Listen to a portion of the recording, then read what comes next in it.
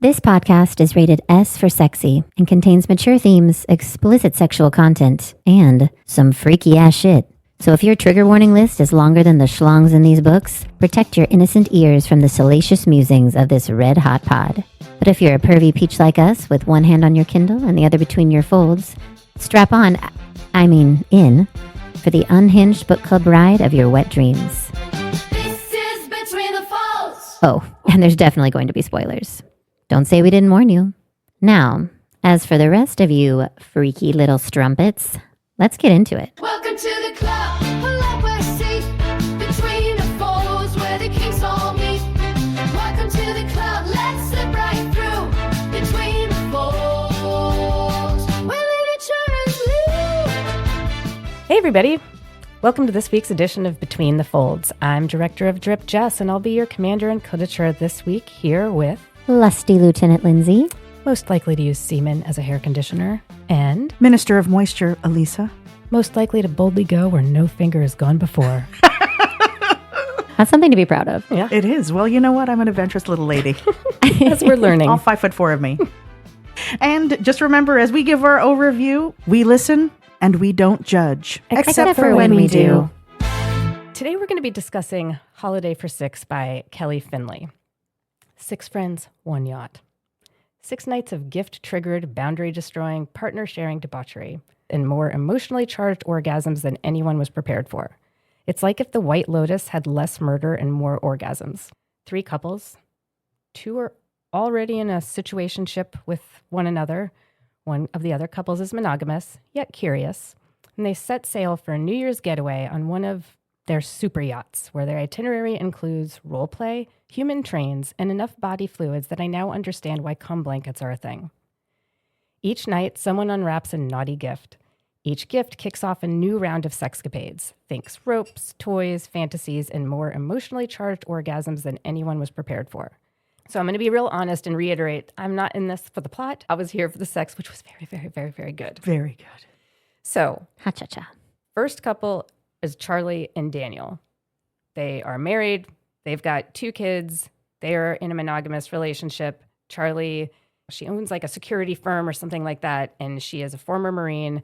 Daniel is her husband, and he is I think, A-list actor, Henry Cavill type, because they mentioned him being British. They mentioned him being hot as fuck.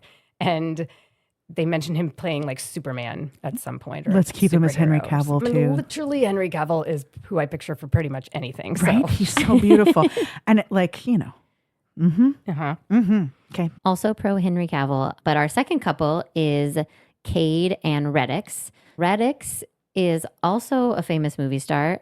I don't really know who I'm picturing him as, but we can have a double Henry Cavill situation if we're into that. What? I mean, Double we can your make pleasure, it triple. double your fun. I am in. And now I've got the good goosebumps. So Reddix is actually in a TV show with Daniel. And in there, they have this love scene that turns both of them on. And Cade works for Charlie. So Charlie's her boss, and she is part of the security firm. And they are in a foursome with Eiley and Silas. Eiley is an artist and a crazy little powerhouse of a woman. Silas was babysat by Charlie when he was younger. And so they have an interesting dynamic. Then Silas and Reddix and Cade and Eiley are on a foursome. So they're polyamorous because those 4 are in an active, committed relationship. And then Charlie and Daniel are being brought into the fold, as it were. The monogamous couple hasn't quite decided whether they are going to join in with everybody else yet. But the purpose of this is to be this like sexy friends boat ride because they've all brought a present to open each night. And then each night's activities are going to be launched from this gift. Which, by the way, I'm in. I'm here for this. I don't even care if you're not in a polyamorous relationship. Like a fun New Year's Eve would be this gift. Like for 6 days of hedonistic pleasure where you can literally just, each of you does 3 nights of whatever the fuck you want. Literally. Sold. I'll take 2. Yeah. I am known for, on my Kindle, just using the search bar, looking up cock and only reading the sexy bits in this book or in any of our books, especially when I'm on a time crunch. And so the first time I read this book, that's what I did. I just read the sexy bits. And then when we decided to do it for this podcast, I actually went back and read the book. And number one, I am glad I did because there were parts that I'd missed. This is not just a cock-focused book. No. And while, Which I appreciated. On one hand, I do appreciate a On book. one hand. Yes. On one hand. I do appreciate a book that has a story. Like when I read and I want to read even my sexy unhinged books, the books I get into the most, I appreciate the story as well. And this one did have the best consistent sex in it the entire time. There are 10 major sex scenes, but each one of these 10 scenes had multiple things going on. And they did a fucking amazing job. No one scene was identical. And I think that was really nice. Even it didn't even matter if people were being interchanged. The sex was changing each scene. And that's what I loved. Because I didn't get bored. No. They Because there kept is no it plot. super fresh. Yeah. Yeah. Well, it is trying to make it a plot because Yeah, but- there's this they won't lay. That's not a plot. Yeah. Yeah. It was not a compelling plot. Yes, it definitely wasn't a compelling plot. I was bored Yeah. with the whole Charlie Cyrus thing. I got angry at the end, but it's fine. We're going to move on. Oh yeah, we're going to talk a lot about that. But the first sex scene when they're all together, literally these two people, yes, they're gone down on each other, inserted things, and then they're still going to have drama about, but are they actually going to have sex? It didn't make sense to me. I have a lot of complaints about this because I think it's incredibly heteronormative and very Christian centric to be like, ooh, if the P doesn't go in the V, then it doesn't count. I just really was not into that at all. You squirt all over his face, you suck his dick, he's fingering you, and then you're like, but maybe our relationship is going to change if he sticks it in. I was like, absolutely not. That is ridiculous. It would have been weirder if you didn't do anything at this point, if you just left it at that. Going to make your friendship more weird now. I think this is where there's a plot hole for me. Everybody brought a sexy present to this adventure. So the premise already is we're going to have some sexy, kinky fun with everybody. It would be one thing if the presents were like, no, this is for my wife. That wasn't the context, though. The context was we're bringing a sexy present for everyone to enjoy. So you're already a baseline of shit's going to get freaky. So the concept of this, will they, won't they, doesn't even make sense logically. Yeah. I feel like if you were in a won't they possibility, then why'd you come on this trip? Correct. This trip was not the trip for you. If you really needed to spend that much time soul searching about if you finally want to fuck your best friend, you figure that shit out before you get on the boat, okay? Yeah. Then it's too late when you brought whatever your random, sex game swing. is. Yeah. Exactly. But in addition to that, the premise of Silas and Charlie and the best friend angle, that's a weird concept too. Yeah, that power dynamic. Again, when I go into these books, there's certain things I'm just not going to nitpick because it's not what this is about and I know what I'm getting into. And it was such a central theme that I couldn't ignore it. I couldn't suspend disbelief and just be like, whatever, doesn't matter, because it kept being brought up in my face every single sex scene. Yes. So I think, yes, and stop shoving it in my face. Yeah. It was beaten to death how agonized they were about this will they, won't they. And I just thought that was stupid. The other agonized thing that I think I put it in one of my quotes. Is it the nothing is better than being with my wife? Yeah. Oh my God. And this theme came up before a sex scene, during a sex scene, after a sex scene. But the quote was, all that we just did are hot as hell fuck. And it's just better? All right. It was damn fucking amazing. Thank you very much. You blew my mind and was like a dream. My dick can finally stand down. But nothing is better than being with my wife. She's the best. I'm just saying. This is what Silas said to Charlie after they did finally what the? have sex. I don't care what type of relationship you're in. If somebody was like, we just had hot as hell sex and she's still better. That would fuck me up. Royally. I'd be like, whoa, okay. Ouch. I think this is the part of this Sorry to book let you that took me out of things is that you're just reading these parts that are so incredible and well written and really empowering for every character. The back and forth between them. There's a few things going on here. So I think the whole concept of vaginal penetrative sex with a penis as being the highest form of sex is a concept that I find problematic and I do not like. Like I said, that's very heteronormative. This story is also showing hierarchical polyamory, where it's like you have your primary relationship and that is the number one and everybody else is secondary. And I think they really emphasize that over and over again in the book of just my wife, my husband is the wind beneath my wings, the breath in my lungs. I would die without them. It was literally written like that. It was nauseating. Literally. And it started feeling apologetic to me. Yeah, that's what I felt like too. Here's how we have to justify, we're doing these other things, but everybody needs to know that it is the absolute best with my soul, the other part of my soul. I was just like, oh, good. I think what you're also talking about is, I guess maybe it's just a challenge with labeling. Are they actually in polyamorous relationship or are they swinging? 100%. And there's a lot of reviews, like people were talking about that too. This is swinging versus polyamory because we don't get enough into their like day-to-day lives, you know? Right, because it's a snapshot of vacation. But I thought it did talk about how, because they had rules, the foursome, they all had rules that they had talked about and discussed. And they even said they tended not to hook up outside of unless it was everybody else pre-approved, together. Yeah, so it felt like hierarchical polyamory to me. That was kind of the vibe I got. I just felt like they really like beat us over the head with it. And it felt more like a justification. Yes. Like what they were doing wasn't okay unless the overarching truth was that your primary partner is number one and everyone else doesn't matter. But then that would be contradictory to how they would talk about their relationship with the others. It didn't jive to me. I felt like the author had a bias of they were hurt before or what the deal was, but really like an insecurity of needing to be number one to their partner, or else it felt like it was cheating. That was the vibe that I got, which somehow didn't detract from how hot the sex scenes were. Yes. At all. They were so good. Especially when you skimmed all that bullshit.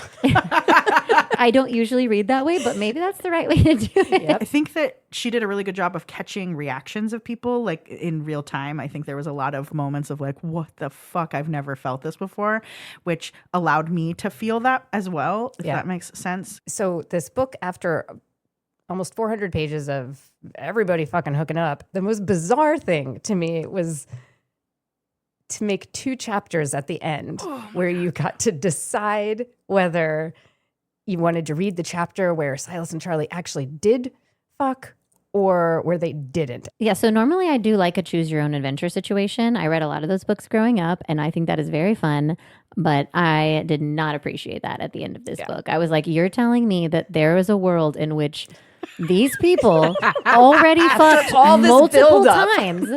Multiple times they already fucked, in my opinion. Yes. And now you're going to say that they decided to like shake hands in the end? Yes, totally. What? Yes. Who wants to See read your that? peen later. Yeah. What the fuck? Absolutely not. I was outraged. I was outraged, but viscerally. Like, what the fuck? Yeah. I was literally rolling exclaimed my that out eyes. loud. And because there was so much build up to this and there was actually good energy moving. And I think that's what I was like, we get to this point where it's like, choose your own adventure. First of all, I am the type of human. I need to know all of the options and I will choose whatever I want from that. But I'm going to need to know them all first. I don't want to read and then like, because I read it. You did read it. I did Okay. read it. I'm sorry. Did they shake hands? What did they do? Yeah. I don't even remember. I just read it like 3 days ago. Well, granted, I was a little bit on narcotics from knee surgery, but I don't remember at this very moment. I don't. You blocked it out, Probably I'm for sure. the best. I just got so pulled out of context and the whole book had flow. But we got to that part and I was like, what the fuck? I didn't want to choose my own adventure. I wanted it to naturally flow so that Silas and Charlie would have sex and it would reaffirm their relationship. And all would move on. You've literally had his penis in your mouth. The other bizarre And his clock thing. cone. Clock cone? Clone cock? Say that 4 times fast. Cone clock. I can't do it. Cloned cock. Cloned cock. There you go. Impossible. Nice. Which to me is totally different. I mean, if you buy a dildo based off of a porn star, have I had sex with a porn star? No.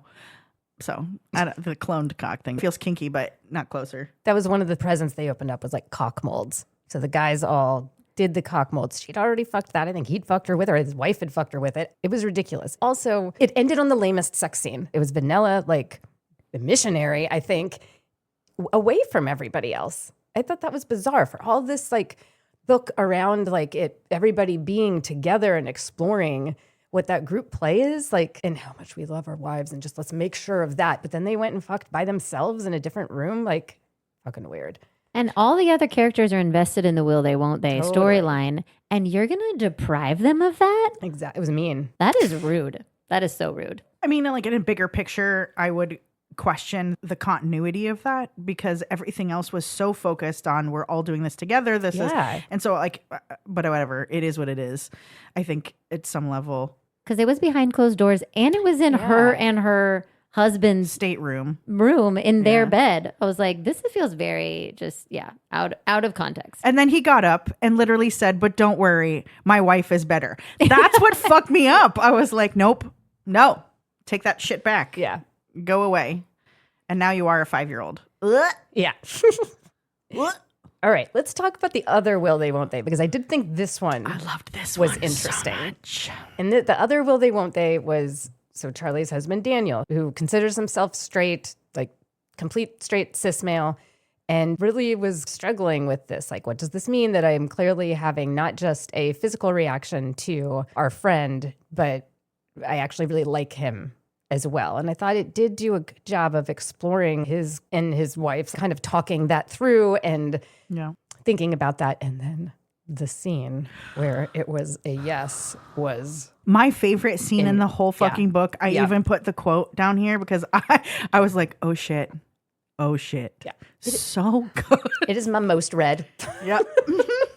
Most read. Okay. Most read scene. That fucker. I'm going to read the quote that I pulled from this book. I did pare this down because it was a little more risque than I felt was necessary to read.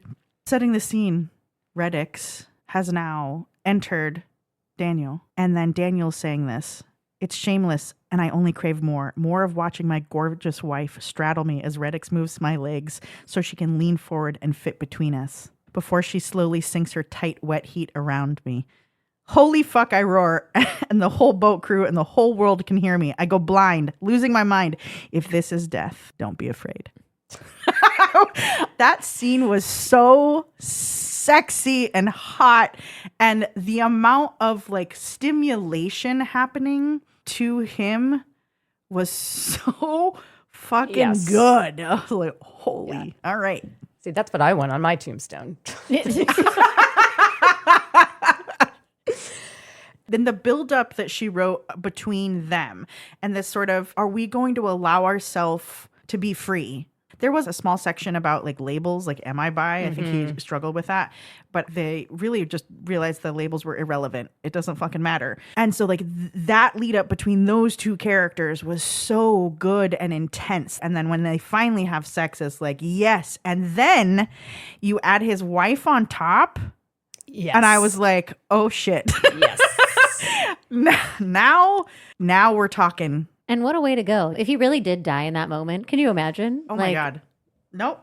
That's like maybe a dream death. Totally. You're just like coming and then you die. I hope that when I'm, 103 or however old that I get to be too, that my last moment on earth is getting rocked by two people at least. And the others are just watching, having a good old time.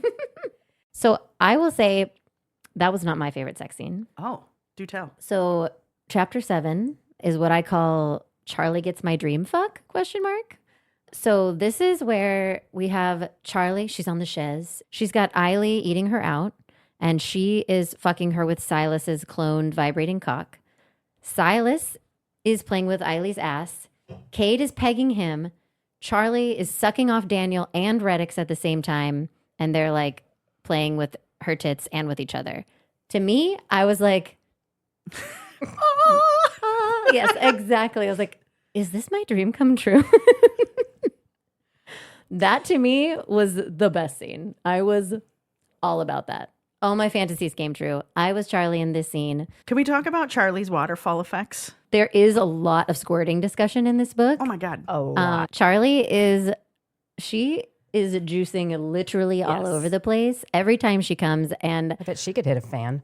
she could definitely hit a fan with that. She definitely needs a lot of cum blankets in her life. Yes. Clearly, which I didn't know those were a thing.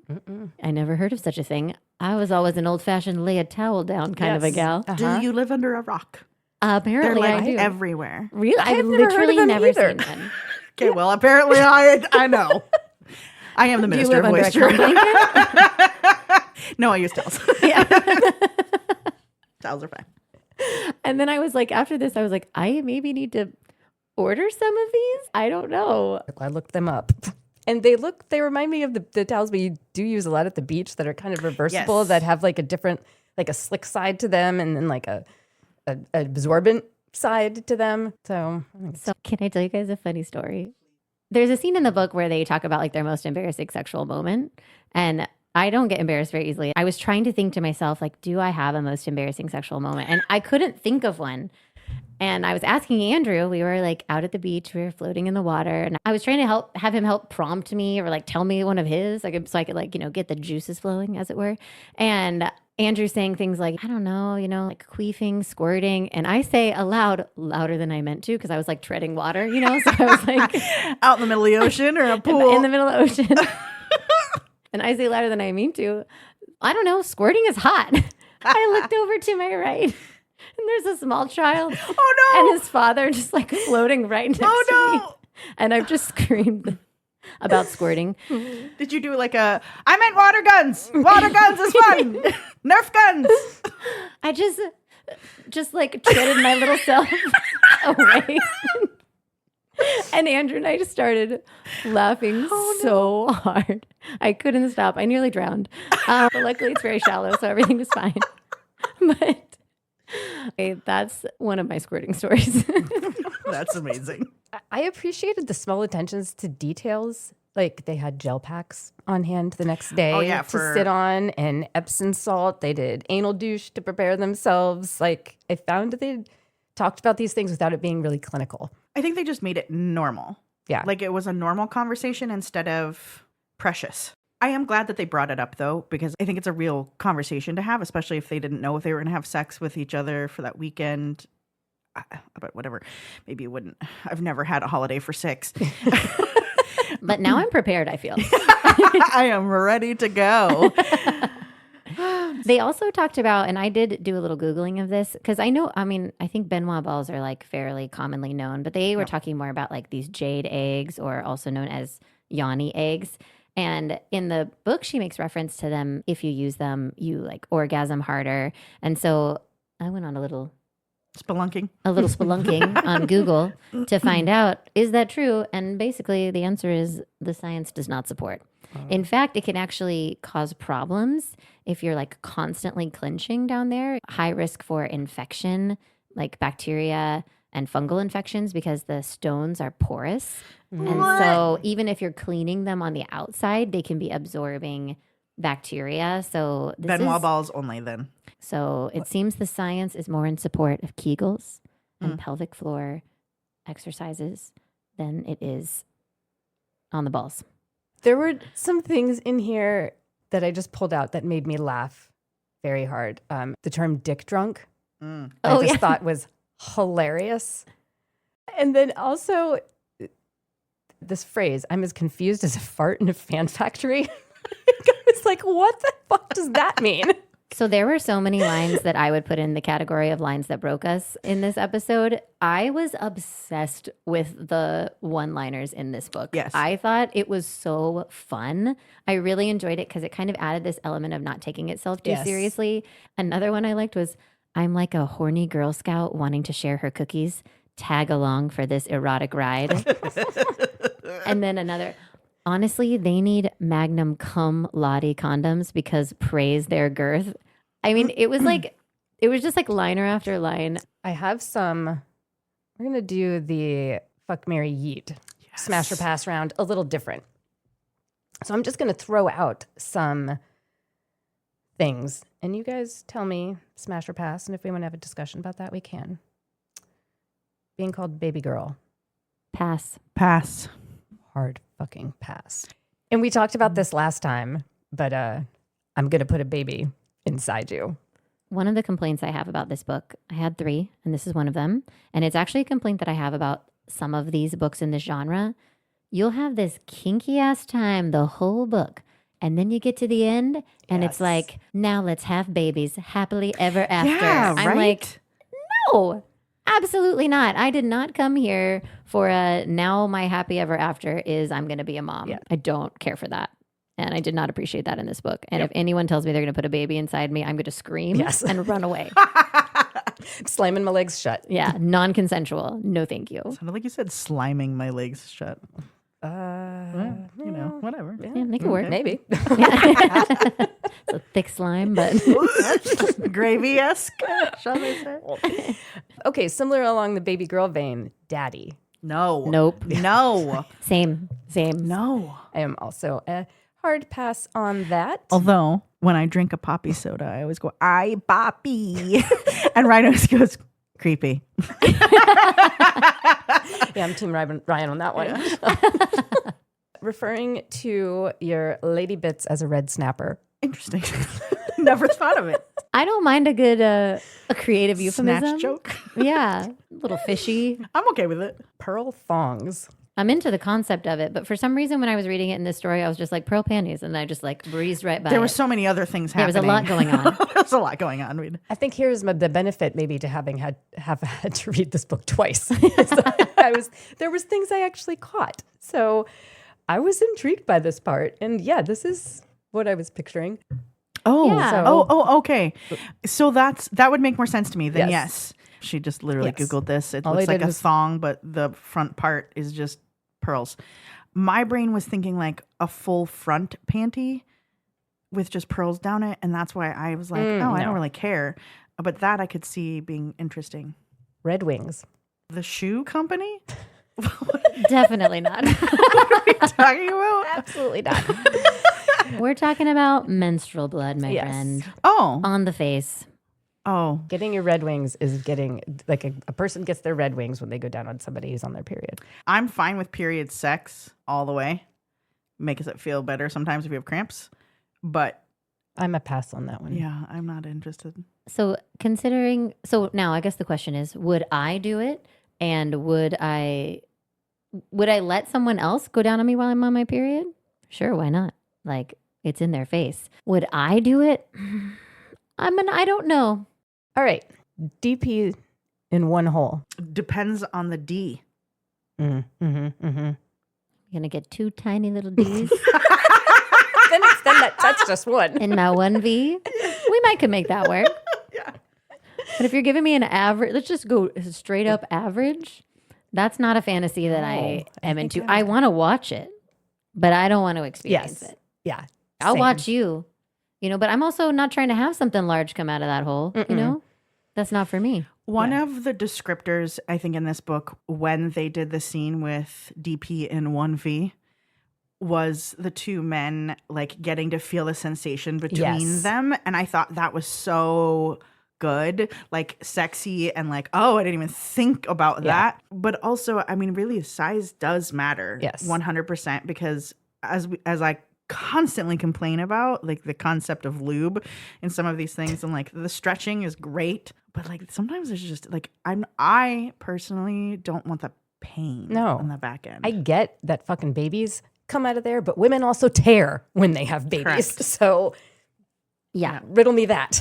Yeah, no. Yeah, no, I'm not. I don't need 2 to go in one. I got other holes. You Yeah. know, Yeah, but we got a plethora of things going on for don't us. be greedy. You Yeah. know, we got options. And in other descriptions I've read of just DP, one in each hole, you can feel that too. Like the guys Yes. can feel themselves against each other. So I say yes like I've done it. 1,000%. Not a thing, but I can imagine. all right, let's get into some moans and groans here and discuss our favorite Goodreads reviews. Well, I personally like Islin. She gave this book 2 stars. It was all right, I guess. Nothing of note, honestly. Smut was okay. Good ideas, though. Wasn't bad, just boring. I just felt like she was kind of all over the place. Maybe she just searched cock. Right. And didn't get all of the good stuff. I want to know what she's reading if she thought this was just okay. Yeah. Hey, that's a great question. Islin, share what you liked. Totally. We would like some Rex, Islin, for your 5-star books.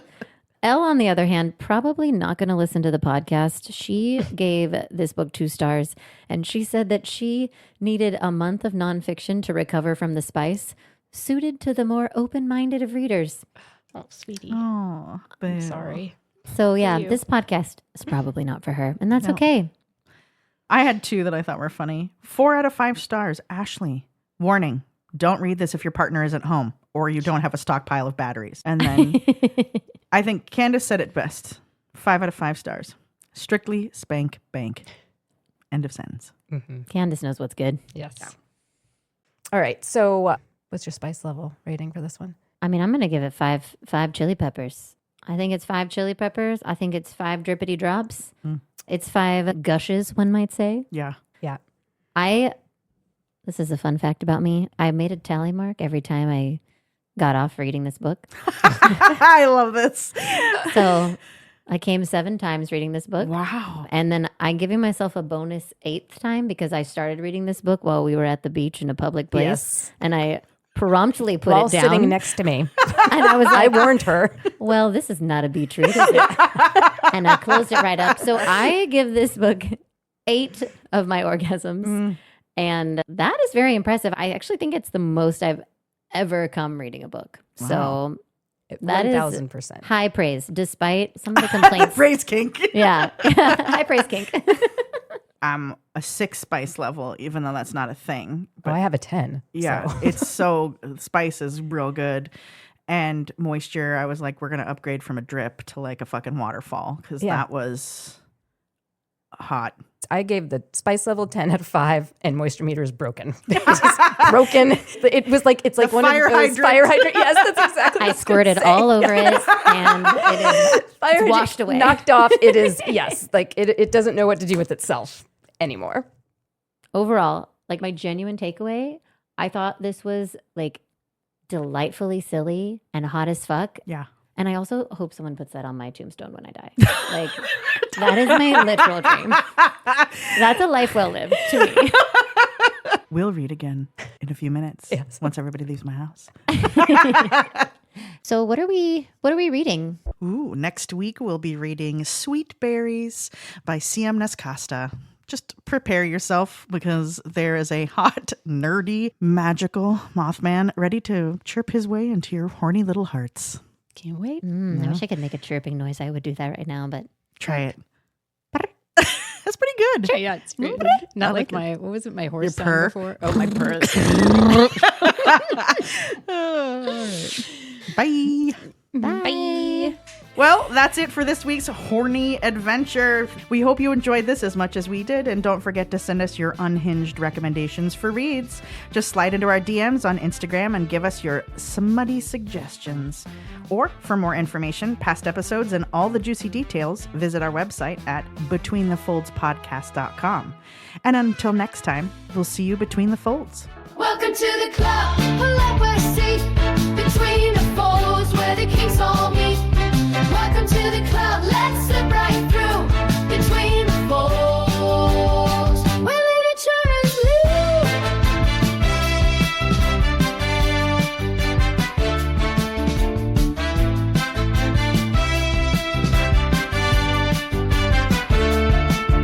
This podcast is for entertainment purposes only. The views and opinions expressed are our own and do not reflect those of the authors, publishers, or any affiliated parties. We are not affiliated with or endorsed by any of the authors, publishers, or products mentioned. Yeah. Listener discretion is advised due to adult themes, language, and content.